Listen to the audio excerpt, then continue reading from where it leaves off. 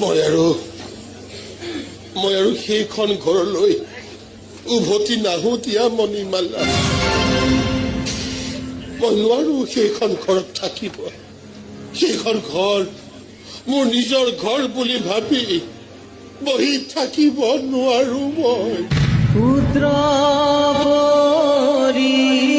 পৰিবাৰ হবহি অসাৰ।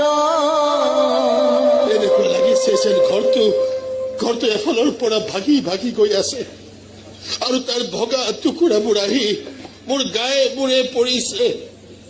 ক্ষত বিক্ষত হৈ গৈছে মোৰ সৰ্বশৰীৰ। ইমান কষ্ট, ইমান যাতনা সহ্য কৰাৰ ক্ষমতা মোৰ নাই মণিমালা। মই নোৱাৰো।